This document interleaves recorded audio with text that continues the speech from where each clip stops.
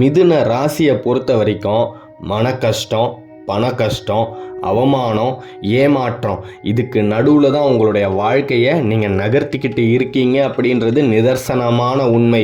உங்களுடைய கஷ்டங்கள் எல்லாமே உங்களை விட்டு இனிமேல் கொஞ்சம் கொஞ்சமாக கண்டிப்பாக தள்ளி போகும். மிகப்பெரிய ஒரு மாற்றம் உங்களுடைய வாழ்க்கையில் நடந்தே தீரும்.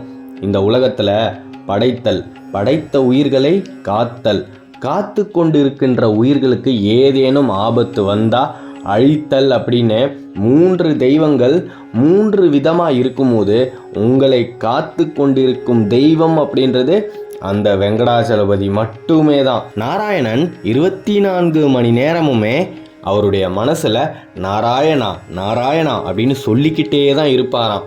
அது மாதிரி நீங்கள் உங்களுடைய மனசில் அந்த நாராயண பெருமாளை சுமந்துக்கிட்டு தினம் தினம் உங்களுடைய வாழ்க்கையில் வாழ்ந்துக்கிட்டு வாங்க.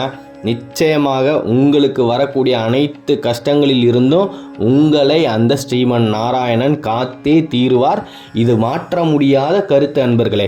மிதுன ராசியில் இருக்கக்கூடிய நீங்கள் இனிமே மிகப்பெரிய ஒரு செல்வத்தை நோக்கி நகர போகிறீங்க. உங்களுக்கு இருந்த கடன் தொல்லை தீரப்போகுது. ஏன்னா வெங்கடாச்சலபதியோட அனுகிரகம் உங்கள் மேலே பட ஆரம்பிச்சிடுச்சு அப்படின்னு தான் சொல்லணும். அந்த மகாலட்சுமியை அவர் உங்களுடைய இல்லத்துக்கு அனுப்பி வைக்கணும் அப்படின்னு முடிவு எடுத்துட்டாரு. உங்களுடைய ராசி அதிபதி புதன் பகவான் உங்களுக்கு சாதகமாக இருக்கும்போது நீங்கள் அறிவில் சிறந்து விளங்குவீங்க. அந்த அறிவால் உங்களுக்கு பல செல்வங்கள் உங்களை தேடி வரும். வெங்கடாச்சலபதியை நீங்கள் உங்கள் பக்கத்திலேயே வச்சுக்கணும் அப்படின்னு முடிவு பண்ணிட்டீங்கன்னா உங்கள் பூஜை அறைக்கு முன்னாடி அந்த தெய்வத்தை பார்த்து நீங்கள் கும்பிடும்போது தயவு செய்து ஒரு வெள்ளை காகிதத்தை எடுத்து 3 முறை ஸ்ரீமன் நாராயணனுடைய நாமத்தை எழுதுங்க. எழுதும்போது உச்சரிச்சுக்கிட்டே எழுதுங்க. நிச்சயமாக இந்த பிரபஞ்சத்துக்கு நீங்கள் நாராயண பெருமாளை பற்றி நினைக்கிறீங்க அப்படின்றது தெரிய வரும். ஏன்னா நாராயணனே நாராயணா நாராயணா அப்படின்னு சொல்லிக்கிட்டே தான் இருப்பார். அப்போ தான் அந்த தெய்வத்துக்கு இப்பேற்பட்ட ஒரு பக்தர் இந்த கலியுகத்திலையும் இருக்காங்க அப்படின்றது தெரிய வரும். தெரிய வந்தால் தான் தெய்வங்கள் நமக்காக இறங்கி வரும். இது மிகப்பெரிய ஒரு சித்த ரகசியம் அப்படின்னே சொல்லலாம். சித்தர்கள், தேவர்கள், ரிஷிகள் எல்லாருமே தெய்வத்தை நோக்கி தவம் இருக்கும்போது எந்நேரமும் அந்த தெய்வத்தோட நாமத்தை மட்டுமே தான் உச்சரிச்சுக்கிட்டே இருப்பாங்க.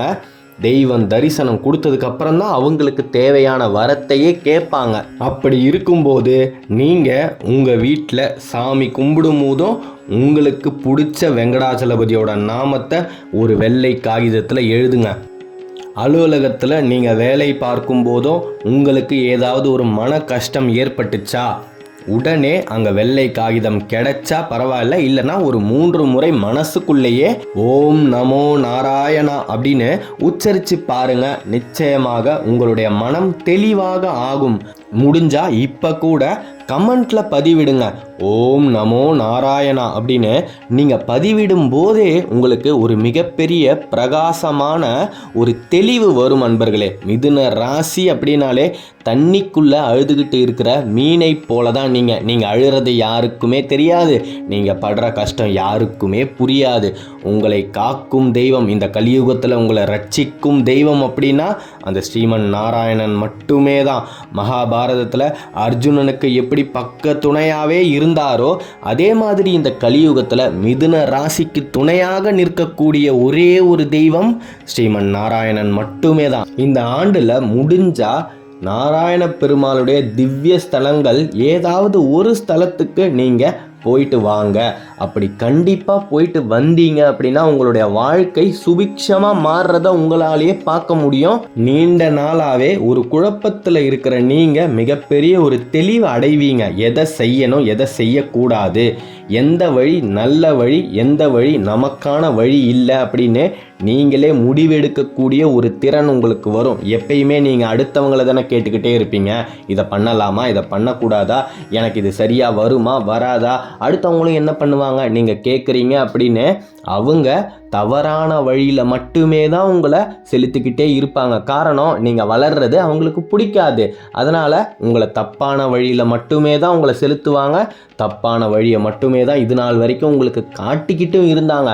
அப்பேற்பட்ட ஒரு நிலை மாறும் அன்பர்களே.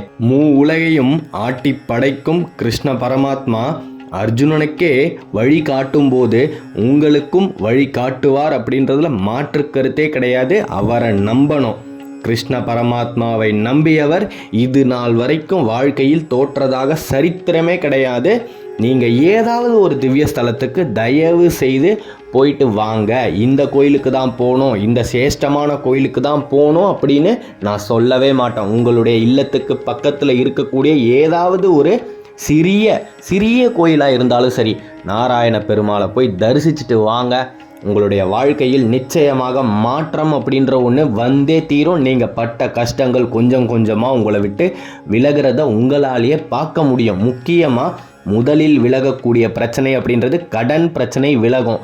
இரண்டாவது, நெடுநாளாக அதாவது நீண்ட நாளாக திருமணமாகாமல் இருக்கக்கூடிய அன்பர்களுக்கு இந்த ஆண்டு நிச்சயமாக திருமண பாக்கியம், விவாக பாக்கியம் அப்படின்ற ஒரு விஷயம் நடந்தே தீரும் அன்பர்களே. குசேலன் நாராயண பெருமாள் மேலே அதீத நம்பிக்கை உடையவராக இருந்தார். எவ்வளோ கஷ்டம் வந்தாலுமே நாராயணா நாராயணா அப்படின்னு சொல்லிக்கிட்டே இருந்தார். அதனால தான் அவருக்கு 16 செல்வத்தையும் வாரி வழங்கினார்.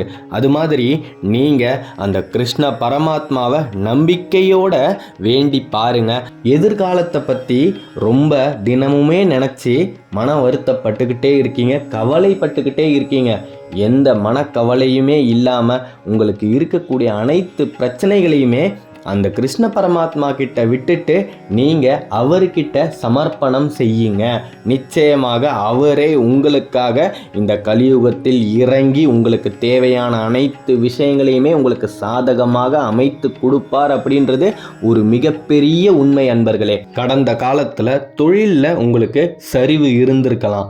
நீங்கள் இனி வரும் காலத்தில் நிச்சயமாக உங்களுடைய தொழிலில் முன்னேற்றம் காண்பீர்கள், லாபம் பெருகும். ஏன்னா நீங்கள் வெங்கடாச்சலபதியை எப்போ சரணாகதி அடைய ஆரம்பிச்சிட்டிங்களோ அவரே உங்களுக்கு நீங்கள் செல்வத்தை சம்பாதிக்கக்கூடிய வரத்தை வரப்பிரசாதமாக வழங்குவார்.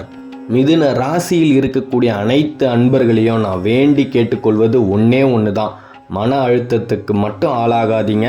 உங்களை ஏமாற்றிட்டாங்களா, பரவாயில்ல, அவங்க ஏமாற்றிட்டு போகட்டும்.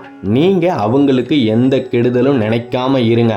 எல்லாரும் நல்லா இருக்கணும், இந்த பிரபஞ்சத்தில் இருக்கக்கூடிய அனைத்து உயிரினங்களும் நல்லா இருக்கணும் அப்படின்னு தெய்வத்துக்கிட்ட நீங்கள் வேண்டுங்க. கண்டிப்பாக நீங்கள் நல்லா இருப்பீங்க. எப்போ நீங்கள் அடுத்தவங்க நல்லா இருக்கணும் அப்படின்னு ஒரு நேர்மறையான எண்ணம் உடையவராக இருக்கீங்களோ உங்களுக்கு எல்லா விஷயங்களுமே உங்களுக்கு சாதகமாக தான் நடக்கும் அன்பர்களே. கடந்த காலத்தில் உங்களுக்கு நடந்த விஷயங்களை பற்றி யோசித்து நிகழ்காலத்தில் கவலைப்பட்டு எதிர்காலத்தில் உங்களுடைய வெற்றியை தொலைச்சிடாதீங்க அப்படின்னு நான் சொல்லலை. மகாபாரதத்தில் கிருஷ்ண பரமாத்மாவே அர்ஜுனனுக்கு சொன்ன உபதேசம். ஆகையால் அன்பார்ந்த மிதுன ராசியில் இருக்கக்கூடிய அனைத்து அன்பர்களுக்குமே இனிமே பொற்காலம் அப்படின்றத மறந்துடாதீங்க. நீங்கள் நினச்சதெல்லாம் நடக்க போகுது. உங்களுடைய நீண்ட நாள் கனவு பலிக்க போகுது. நீங்கள் உங்களுடைய வாழ்க்கையில் இருக்கக்கூடிய லட்சியத்தை நோக்கி வாழ்க்கையில் எதிர்நீச்சல் போட்டுக்கிட்டு போய்கிட்டே இருங்க. நிச்சயமாக வெற்றி உங்களை நோக்கி வந்துக்கிட்டே இருக்கு. இதில் மாற்று கருத்தே கிடையாது. மிதுன ராசியில் இருக்கக்கூடிய அனைத்து அன்பர்களுமே ஜெயிக்க பிறந்தவர்கள். இனி உங்களுக்கு தோல்வியே கிடையாது. ஜெயம் உண்டாகட்டும். அடுத்த காணொளியில் விரைவில் சந்திப்போம். மிதுன ராசியை பற்றி நீங்கள் தொடர்ந்து தெரிஞ்சுக்கணும் அப்படின்னா இந்த சேனலை சப்ஸ்கிரைப் பண்ணிக்கோங்க. ஓம் நமோ நாராயணாய. ஓம் நமோ நாராயணாய. நன்றி.